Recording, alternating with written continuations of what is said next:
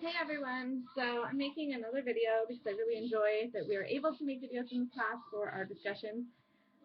So I kind of pulled from number 3 this week. This is the week 8 discussion. I kind of pulled from number 3, which was to research the dominance model. But I also feel like my answer is pretty much number 7, which is what are your reactions to it. So to start, I took a couple things from the textbook that I wrote down. So the dominance framework is the thought that language patterns are interpreted as manifestations of patriarchal social order. And Talbot also writes that it is as though men were in the position to dominate all women. This is on page 98 and 99. And that's an observation of the dominance model. And then she also cites Pamela Fishman's observation of women working hard to support men's topics and develop conversations through supporting men's topics. And that was something we learned about last week. So I did have one more thing in the book. So on page 96 in the textbook, it says that women are disadvantaged in many public contexts. Women are linguistically at a double disadvantage when entering the public domain. First, they are normally less skillful at using the adversarial, information-focused style expected in such contexts. And second, the discourse styles that they are fluent in are negatively valued in such contexts, and they tend to avoid being the dreaded, being bossy, and showing off.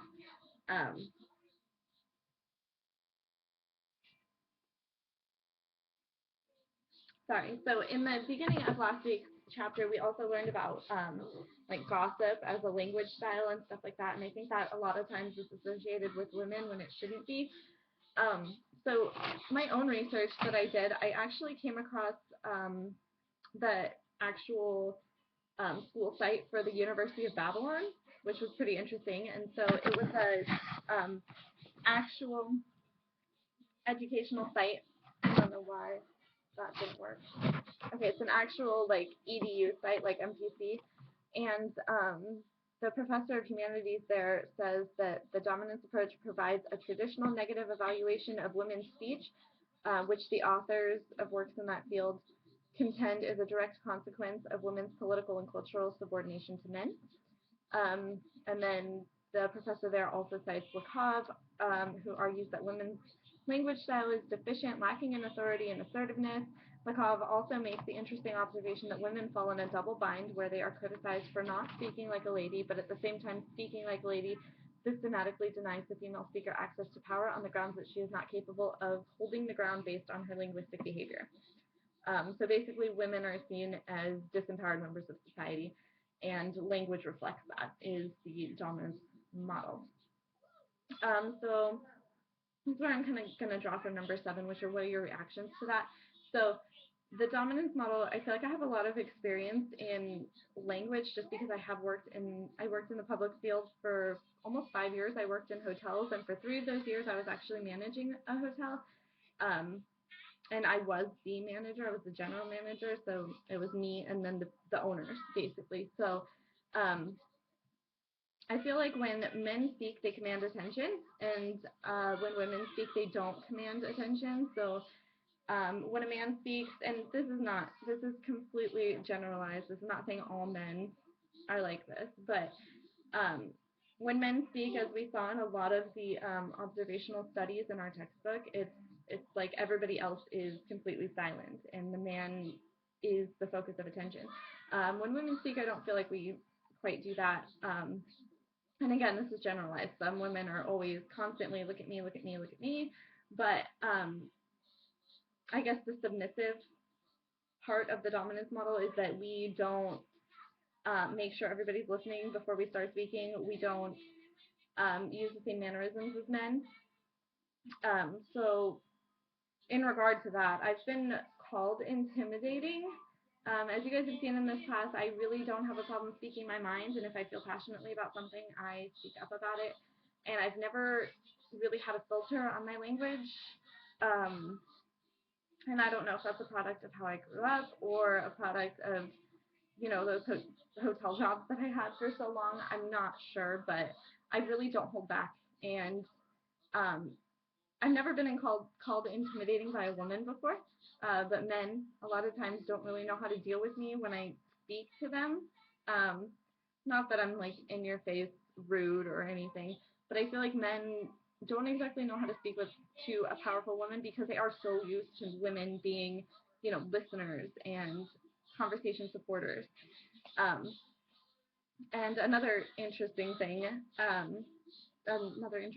I had was that when we talked about vulgarity in language and how women, like I said, you're supposed to criticize for not speaking like a lady, but at the same time, when you speak like a lady, you're putting yourself in a disempowered situation. So I feel like a lot of women have probably had the same experience. I don't know about in this class, but when I've used vulgar words or said something um, very bluntly or used certain language types, I've been told by men, and again, I'm sure every woman's been told this, but something along the lines of such language from such a pretty girl, like basically putting you down for what you're saying, telling you shouldn't be saying it because you're a woman, and basically just discrediting everything you say. So I'm sure everybody has um, come across a situation like that, but I just wonder if men have come across something like that. Has anyone ever looked at a man and said, "You're so cute. Why are you using such bad language?" I don't know. I just thought that was interesting. So in regard to working at that hotel that I managed, I was the manager. So when I was there, I was the only manager on duty. And I had a few experiences where people not only discredited what I was saying because of who I was, but because I was a woman. So like guests at the hotel would demand to see a man or demand to speak to a man or, demand to speak to my boss. And when I told them I was the boss, they'd say that I want to talk to the owner because, it was just thought of that the owners were male, which they were. And the owners didn't support me in situations where they should have. For instance, if a guest was rude to me and completely uncalled for. I understand being rude to someone if they're rude to you first or if they weren't getting what they thought they should get for the price they were paying for the hotel room or something like that. But people get mad at me, and anyone that's worked in customer service has dealt with this. People would get mad at you for things that you're not in control of. Like, I don't know, some guy was mad about the weather outside and didn't know if he was going to need chains to get out of the hotel in the morning. So I used to live in a mountain town. And when I couldn't find information on the Caltrans website, he'd get really mad at me and are you doing it right? And just stuff like that. And there were a couple instances where, and I feel like this is a go-to for men, or some men, I guess dominant men, or assholes, as I like to call them, to automatically discredit not only your age or your position, but also your gender. So I mean, countless times I've been called little girl like it was an insult, or I mean, there's a million things I've been called. So, especially in that field. And then when something like that would happen, like there was a particular guest who was, I think it was mad. The problem was that he had booked a reservation online, and I'm not going to go into the details of this because it's extremely boring. But he booked a reservation online. We were sold out that night. I had reservations coming in. The rooms were already assigned, but he had booked the reservation, and he had reserved a pet room. I understand that he had done that by accident.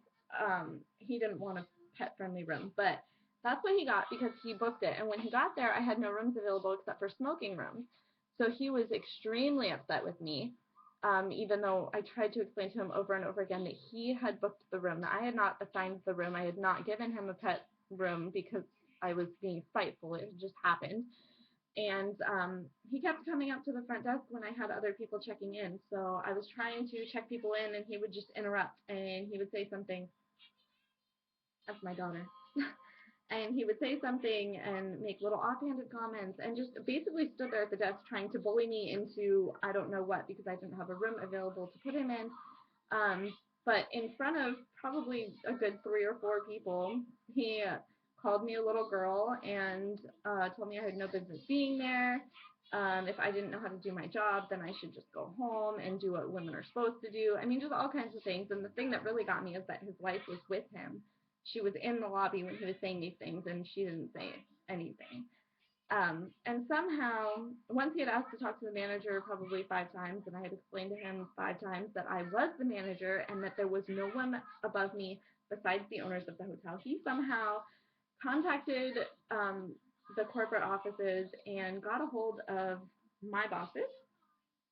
And I got a phone call from my bosses. I had 2 bosses. They were both Hindu from India, and one was very acclimated to American culture and one wasn't. So the one that wasn't was, I feel like he tried a lot to speak to women normally, but he didn't do a very good job. So when things like that would happen and the complaint was from a man, he would automatically be really, really upset with me and, tell me, I was privileged for working for him, which wasn't the case, and, I shouldn't speak to a man that way. They're paying good money to be there. But at the same time, when I would get complaints from women, which I also got, fairly often, in any public service job, you get complaints from customers, especially when people, especially for minuscule things, people will get really, really mad at you.